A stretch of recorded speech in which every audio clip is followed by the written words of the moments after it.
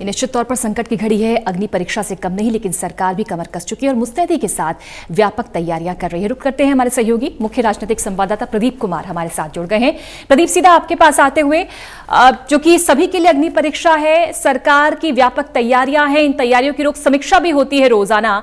फिलहाल अपडेट आप बताएं जरा, क्या स्थिति है और क्या अपडेट आज को लेकर?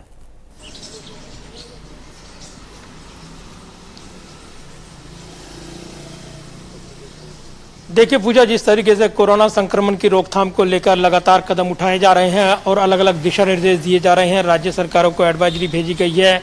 कल ही जिस तरीके से जो दिशा निर्देश जारी किए गए लॉकडाउन 2 के पालन को लेकर वो एडवाइजरी भेजी गई है। इस बीच जो हॉट स्पॉट हैं उनकी पहचान सुनिश्चित की गई है। 170 जिलों में जो हॉट स्पॉट हैं उनको रेड जोन में रखा गया है। 207 जिले जो हैं अगर देखें आप तो वो कुल मिलाकर संवेदनशील हैं, जहाँ पर संक्रमित केस अभी भी आ रहे हैं। ऐसे में कुल मिलाकर देखें आप 377 ये संख्या हो जाती है, यानी 170 जिले जो बिल्कुल रेड जोन वाले हैं। और अगर केस कम नहीं होते हैं तो निश्चित तौर पर मुश्किलें रहेंगी, लेकिन संक्रमित केस की रोकथाम को लेकर जो टेस्ट की संख्या बढ़ाई गई है उसमें ये सरकार का दावा है कि चूंकि टेस्ट बढ़े हैं इसलिए संक्रमित मामले भी सामने आए हैं और ऐसे में स्प्रेड जो कम्युनिटी स्प्रेड है वो नहीं है, ये बड़ी बात है। और ये तमाम चीज़ें एक आशा की उम्मीदें दिखाती हैं कि जो कम्युनिटी स्प्रेड नहीं है उसकी वजह से आने वाले दिनों में बड़ी राहत मिलेगी, क्योंकि केस कम होंगे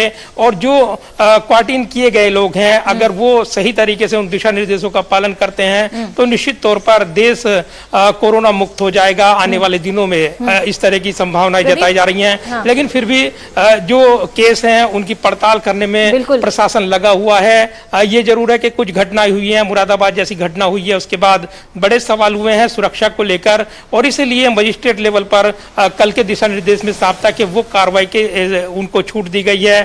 वो सख्त नियम बनाए गए हैं ताकि इस तरह की घटना से सख्ती से निपटा जा सके। पूजा, बेशक अगर अमेरिका को हम देखें, स्पेन को देखें, इटली को देखें प्रदीप, उनसे बहुत बेहतर स्थिति में है भारत, लेकिन फिर भी चूंकि कोरोना का ग्रोथ रेट घट नहीं रहा, ये चिंताजनक है। क्योंकि 24 घंटे के आंकड़ों पर हम नजर डालते हैं तो मामले बढ़ जाते हैं, 1000 के करीब मामले बढ़ जाते हैं, ये चिंताजनक है।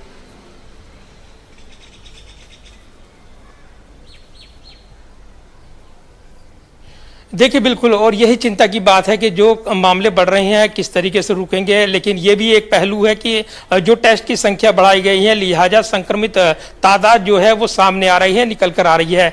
निश्चित तौर पर यह भी एक पहलू है, तो इसको नज़रअंदाज नहीं किया जा सकता। स्वास्थ्य मंत्रालय ने कहा है कि उन्होंने चूंकि टेस्ट की संख्या बढ़ाई है इसलिए संक्रमित केस सामने आ रहे हैं, लेकिन आने वाले दिनों में ये धीरे धीरे कम होते जाएंगे। एक आंकड़ा स्वास्थ्य मंत्रालय की ओर से जारी किया गया कि अगर 28 दिन तक उस क्षेत्र विशेष में कोई केस नहीं मिलता है तो इसका मतलब है कि वो इलाका कोरोना मुक्त हो गया है। और जिस तरीके से 3 मई तक लॉकडाउन लगाया गया है, 20 अप्रैल को समीक्षा होगी और कई क्षेत्रों में छूट दी जानी है। 20 तारीख तक, 20 अप्रैल तक पूरी तरीके से लॉकडाउन का सख्ती से पालन करे राज्य, ये एडवाइजरी केंद्र सरकार की ओर से भेजी गई है। गृह सचिव ने अजय भल्ला ने चिट्ठी भी लिखी है राज्यों को। तो ये जरूर है कि उसके बाद ही उसकी समीक्षा सरकार करेगी कि वो अगर उन क्षेत्र विशेष में प्रशासन पर यह दायित्व है कि वो वहां पर सख्ती से काम करें अगर उस इलाकों को कोरोना मुक्त कराना चाहते हैं। इसलिए अलग अलग जोन में अब बांट दिया गया है और 170 जिले जो सीधे तौर पर हॉटस्पॉट बनकर उभरे हैं उनमें बहुत तेजी के साथ काम किया जा रहा है। 207 जिलों की पहचान की गई है जो संक्रमित हैं, लेकिन अगर वहां पर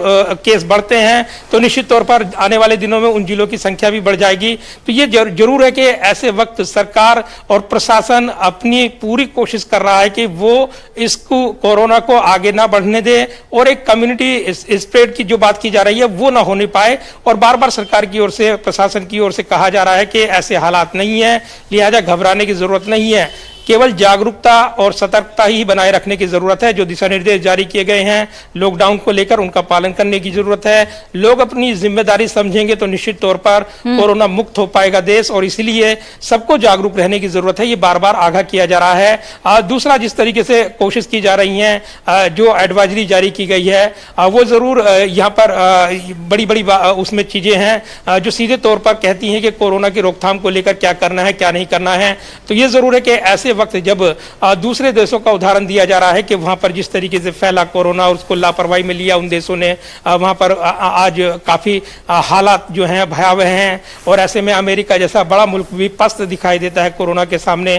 तो ये जो हमारे देश में पहले ही कोशिश शुरू कर दी गई, उसका परिणाम है कि अब हालात सामान्य हैं और कहीं ना कहीं हम जो है कम्युनिटी स्प्रेड की तरफ नहीं है, यानी तीसरे चरण की तरफ नहीं है, हालात कंट्रोल में है। ये दावा सरकार की ओर से किया जा रहा है। काबिले तारीफ है, क्योंकि बड़ी आबादी वाला देश है भारत, और जिस कंडीशन में यहाँ पर लेबर रहती है वहां पर ये महामारी फैलना बहुत ही आम बात होती, लेकिन सरकार ने जिस तेजी के साथ काम किया प्रदीप, आपको लगता है ये उसी का परिणाम है कि हम बहुत हद तक स्थिति हमारे यहाँ कंट्रोल्ड है?